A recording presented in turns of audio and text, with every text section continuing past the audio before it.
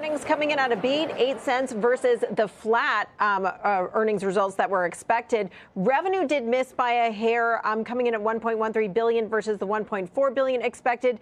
And daily active users were stronger than anticipated. The company adding 16 million daily active users in the quarter for a total of 363 million. The street had been expecting the company to report 358 million.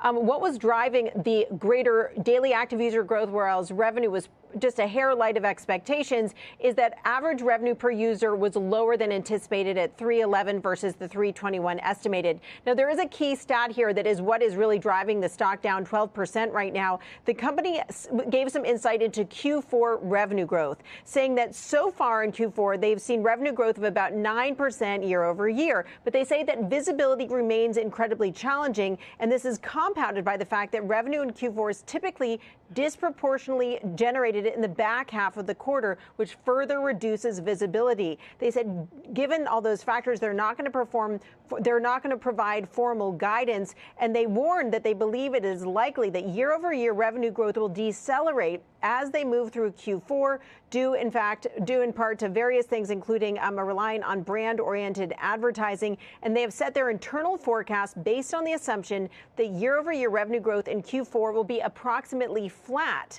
and also estimating adjusted EBITDA would be about 200 million under that revenue assumption. So with that approximately flat outlook for Q4 revenue growth, we see the stock is down 17% right now, Scott. Yeah, I mean, amazing for a stock that's already down, Julia, 77% year to date. That was coming into this report. It's the worst in the NASDAQ 100. The stock's down more than 17%. And Julia, going in, Brian White, who follows this company as an analyst, said, quote, "We believe the darkest days of this economic downturn are ahead of us." Maybe Snap is confirming at least part of that, because their inability to have visibility into the environment that we're in, and that's the reason why they give no guidance yet again. DAU's good, but if you're making less on them, that's not good. Yeah, that's what's so interesting here. And getting this very granular revenue growth from Snap is so interesting, because they've actually seen an increase in that revenue in the first part of the quarter, with that 9% so far this quarter. But they think things are going to continue to slow down, or will slow down, to end up having a quarter that's flat. But one other thing I want to point out here is that Snap announced that the board authorized a stock repurchase program of up to 500 million. This is on top of another 500 million stock repurchase that was announced last quarter. So this is a company that's, they announced a restructuring in August. They're buying back stock, and they're trying to figure out how to really streamline, because they have the user growth. User growth is accelerating. The challenge is getting the revenue to reaccelerate again. Yeah, and as you know, right, a lot of social media companies have been cutting costs, eliminating positions, like Snap announced in its own right in August. They've also had some key executive departures, haven't they? Yeah, two of their top ad executives went over to Netflix. That was part of the whole Netflix ad-supported business.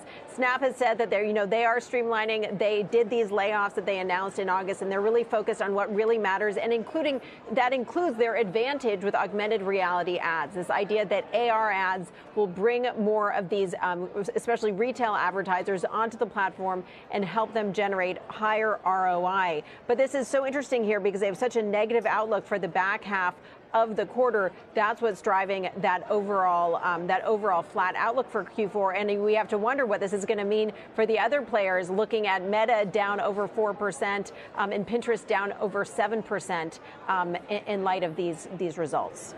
Yeah, ugly, no doubt. Inflation, the war, recession, all taking a toll on the ad market, and lack of visibility from Snap. Julia, thanks so much. If you have anything else, please come back on here in overtime, but we'll follow that. Liz, you see the carnage in these other big names. Yeah, not great for very widely and large held stocks. Right.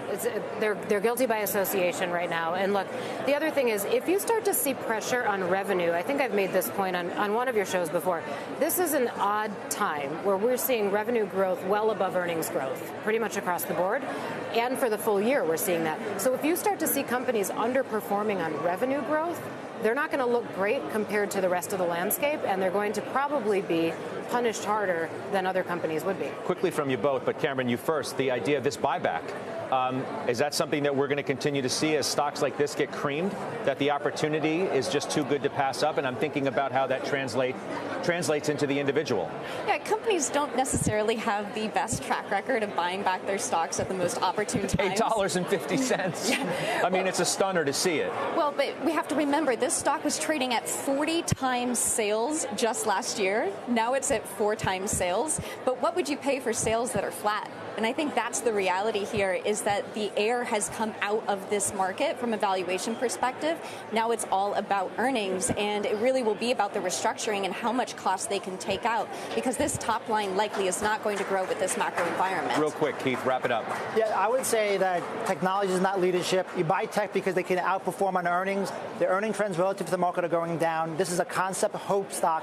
When you're going to an economic uncertain period, you don't want to be overweight these higher beta names where there's no earnings as well. So we would stick higher quality relative to this.